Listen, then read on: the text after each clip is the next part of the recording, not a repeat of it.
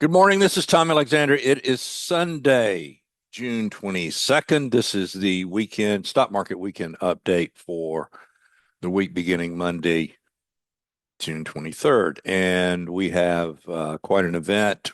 Uh, Apparently, we have bombed the Iranian nuclear facilities. We have Globex yet to open this evening. Obviously, that will be an interesting opening. I tend to focus on the cash markets because the cash levels are the levels that are most consistent and most important. So that's what we're going to look at in this report.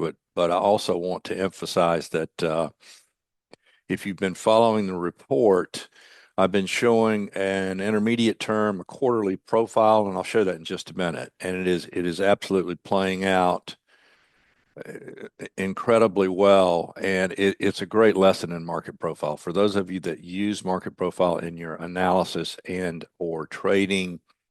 By all means, please check that section out. And as a matter of fact, you can go to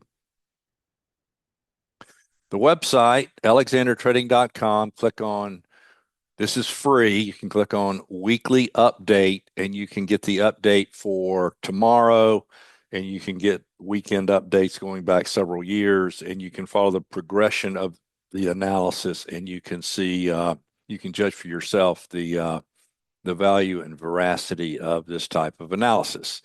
Okay, so let's do some analysis, and we're going to start with the cash indices and just levels for the week. And by the way, if you want to, if you want these levels, you can always access them on the website through the weekend updates. You can also download a PDF that will have the charts that I'm going to show you in this video in there, and you can print those out if you find value in that.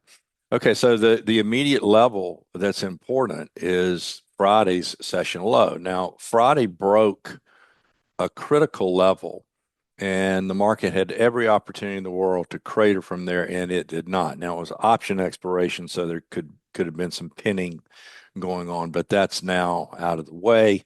So we'll see if this market is going to release lower. This is the SPX.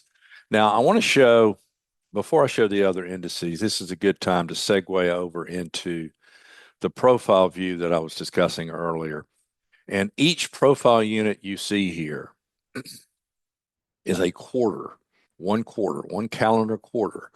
Now, the market profile charting format can be chronologically defined, 5 minutes, 30 minutes, day, week, et cetera, et cetera.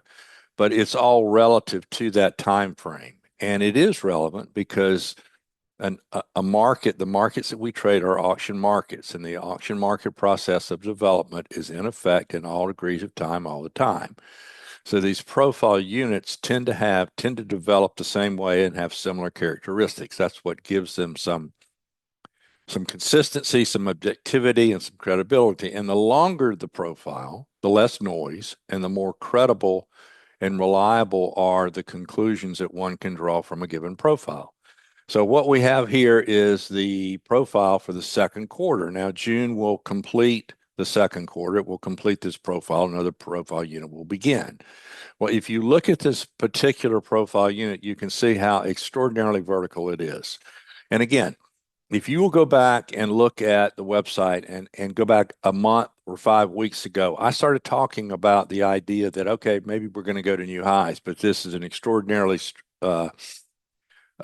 extended structure from an auction perspective, and it was unlikely that we would go higher at the rate of change that we had really most of since the April low into this top. And indeed, this has followed that schematic very closely. Now, I still think that there is more rotation and potentially more downside probing in this particular profile unit, because in this time frame, this is an extraordinary move. It's like 25 or 26% from low to high. So that is on the table. That would imply, yeah, maybe we take out recent highs by a little bit, but the more likely scenario is a probing and potentially lower prices and potentially considerably lower prices. Okay, so let's go back to the cash indices. Now, this is a daily view. The immediate upper key reference area is up here around 60.59, and then Friday's low. And then below Friday's low, there's a cluster of stuff. I'm gonna I'm gonna get rid of this because it's hard to see it. But in about a, I don't know, 20 handle range or so, with a low around 58.43. Now below 58.43, you're in another elevator shaft all the way down to this low, and then you don't close this gap until here. So I'm not predicting, I'm just pointing out important levels. I don't use magic numbers, magic pivots, et cetera, et cetera. I use actual trades between buyers and sellers that show acceptance or rejection of levels. That's the auction market approach to analysis and identifying important levels. So that's what you see on my screen in the SPX, okay? And then if we go to the NDX, very similar to the SPX as you would imagine. The NDX is a little bit choppier in this of what appears to be a topping formation. Below the low of June 5th, you're in an elevator shaft, and you can see there's an awful lot of unexplored range all the way down to about 20,054 down in here. This the close of the ninth. We look at the Dow. The Dow is a little bit different structure. But you can see it's sitting on a ledge that's critical. You have so many lows and closes in this general area. It's very important. And then below 41,808, you're in an elevator shaft that extends a lot lower. We'll go to the Russell. Uh, Here's the level in the Russell. That's that June 13th low.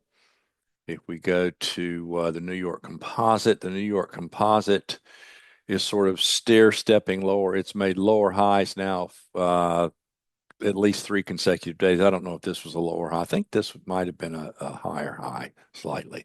But below here again, elevator shaft.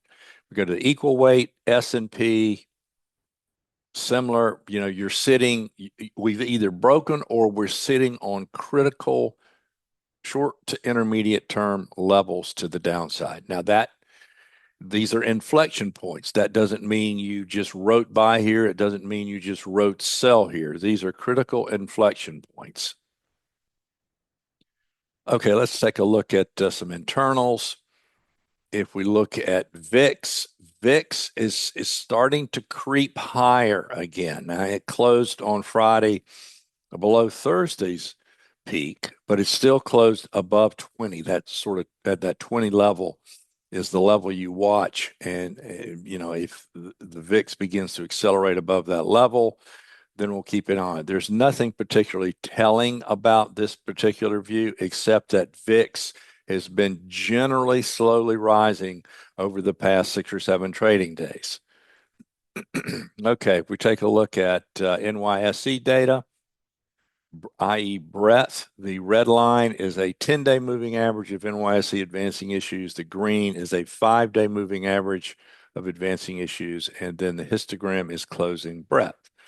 Now, one thing that we do not have is anything resembling an extreme in this, from this perspective. You know, breadth was diverging dramatically at this high, and it seems to be trying to roll over from a price perspective. If it does, it can go a whole lot lower before we see anything resembling an extreme in this work. So that's where we are as we head into the new week. If you have found value in this, and I hope you have, please subscribe, please like, please share the video. You guys have a wonderful week. I'll be in touch soon.